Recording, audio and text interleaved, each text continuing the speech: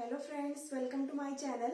तो हमारे इस चैनल पे अपन एग्रीकल्चरल इकोनॉमिक्स से रिलेटेड जितने भी टॉपिक्स हैं उन सभी टॉपिक्स को डिस्कस करेंगे और वन बाय वन करके सारे कंसेप्ट को समझने की कोशिश करेंगे।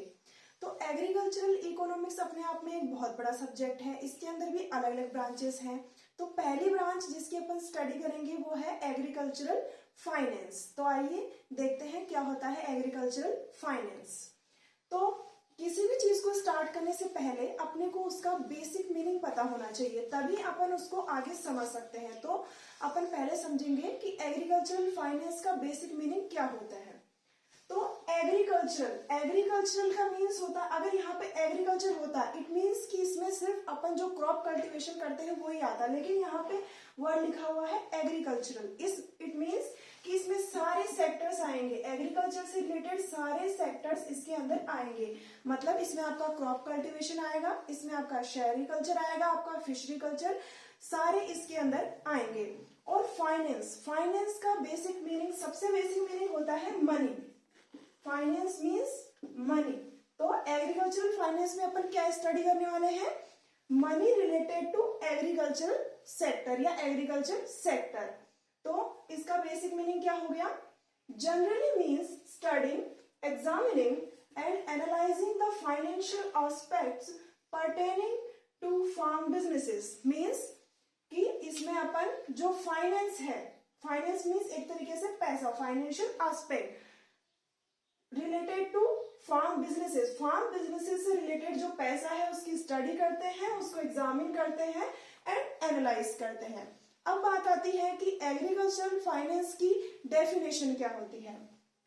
As a branch of agricultural economics which deals with finance and finance resources related to individual farm units. It means कि एग्रीकल्चरल फाइनेंस एग्रीकल्चरल इकोनॉमिक्स की ही एक ब्रांच है जो कि फाइनेंस मींस पैसा और फाइनेंस रिसोर्सेज, ऐसे रिसोर्सेज जिनसे अपने को पैसा मिलता है, उनसे डील करती है जो कि फार्म यूनिट से रिलेटेड होते हैं। फार्म यूनिट्स मतलब वही एग्रीकल्चरल सेक्टर्स।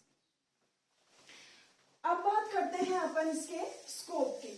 एग्रीकल्चरल फाइनेंस का स्कोप क्या है, ये कौन से लेवल पे काम करता है। तो जो आपका एग्रीकल्चरल फाइनेंस है ये दोनों लेवल पे काम कर सकता है। Next topic is scope. तो एग्रीकल्चरल फाइनेंस दो लेवल पे काम करता है। पहला होता है मैक्रो लेवल और दूसरा होता है माइक्रो लेवल। तो जो मैक्रो फाइनेंस है वो अपने पास जो फंड रेजिंग यूनिट्स होती है, फंड रेजिंग यूनिट्स मीन्स की ऐसी यूनिट्स जिनसे अपने को पैसा मिलता है, उन यूनिट्स के साथ ये डील करता है, प्लस उनकी कंट्रोलिंग, उनके रूल्स एंड रेगुलेशन के साथ अपन ये मैक्रो फाइनेंस डील करता है। फिर दूसरा है माइक्रो लेवल। माइक्रो लेवल पे अपन स्टडी ये डील करता है मैनेजमेंट ऑफ फाइनेंस। अब अपन ने फंड रेजिंग यूनिट्स जो कि बैंक हो सकती है, आपकी कोऑपरेटिव हो सकती है, उनसे जो पैसा लिया है उनको कैसे मैनेज करते हैं, उनको कैसे यूज करते हैं, ये जिस लेवल पे स्टडी करते हैं उसको माइक्रो फाइनेंस कहते हैं।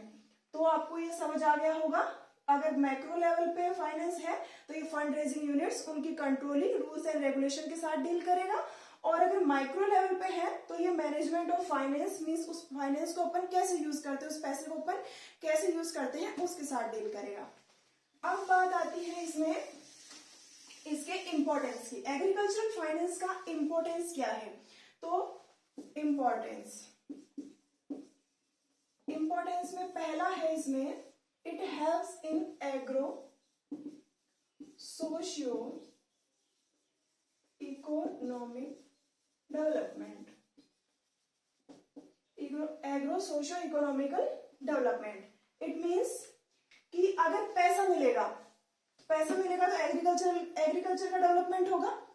एग्रीकल्चर का अगर डेवलपमेंट होगा तो लोगों का लेवल ऑफ लिविंग बढ़ेगा, स्टैंडर्ड ऑफ लिविंग बढ़ेगा, तो सोशल डेवलपमेंट होगा। और किसी भी देश की इकोनॉमी में अगर पैसा बढ़ता है तो उसका इकोनॉमिकल डेवलपमेंट भी होगा। तो it helps in agro socio economical development. फिर दूसरा आता है act as a catalyst to provide strength to farm businesses. अब इसका मतलब क्या है, जो फाइनेंस है, जो भी फार्म बिजनेसेस है उनको स्ट्रेंथ प्रोवाइड करता है एज अ कैटलिस्ट। अब कैटलिस्ट क्या होता है, केमिस्ट्री में अपन कैटलिस्ट पढ़ते हैं, उसका मीनिंग क्या होता है कि वो रेट ऑफ रिएक्शन को बढ़ा देता है। वैसे यहाँ पे जो फाइनेंस है वो क्या करेगा, ये जो भी फार्म बिजनेसेस है उनकी जो प्रोडक्शन है उनको बढ़ा देगा। तो इसमें क्या करेगा, ये कैटलिस्ट की तरह रोल करेगा। फिर तीसरा इसमें आता है use of new technology. Means जितना ज्यादा पैसा होगा अपन उतनी ही ज्यादा नई टेक्नोलॉजी का यूज करेंगे। तो यूज ऑफ न्यू टेक्नोलॉजी इसमें ये हेल्प करेगा। चौथा है इसमें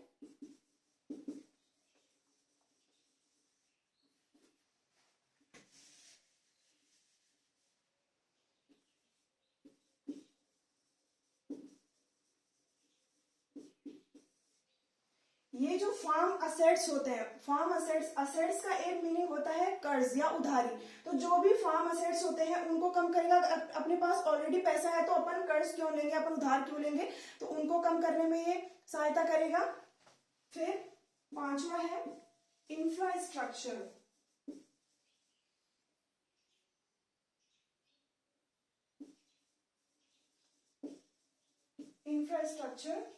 डेवलपमेंट, मतलब कि जो अभी भी अपने जो एग्रीकल्चर है वो ट्रेडिशनल एग्रीकल्चर है। तो अगर अपने पास ज्यादा पैसा होगा, ज्यादा नई टेक्नोलॉजी अपन यूज करेंगे तो अपने पास जो अपना इंफ्रास्ट्रक्चर है वो भी डेवलप होगा।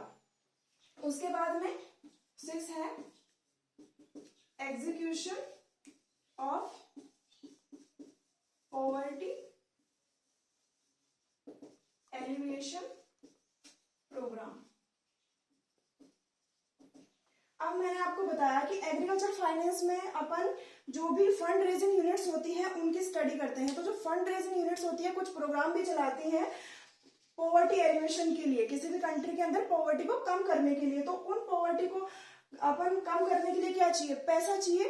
तो उस वो पैसा अपने को कहाँ से मिलेगा, एग्रीकल्चर फाइनेंस से। तो उस जो पॉवर्टी एलिवेशन प्रोग्राम है उसके एलिवेशन के लिए भी पॉवर्टी एलिवेशन प्रोग्राम के एग्जीक्यूशन के लिए भी अपने को फाइनेंस की जरूरत पड़ती है। इसके अलावा एग्रीकल्चर में जहां भी पैसा यूज होता है आप उन सभी चीजों को इसके इंपॉर्टेंस में इंक्लूड कर सकते हैं, उन सभी को आप इसमें लिख सकते हैं। तो आई होप कि आपको ये topic agricultural finance meaning, scope, definition and importance समझ में आया होगा। और अगर समझ में आया है तो please like the video and subscribe my channel. Thank you for watching.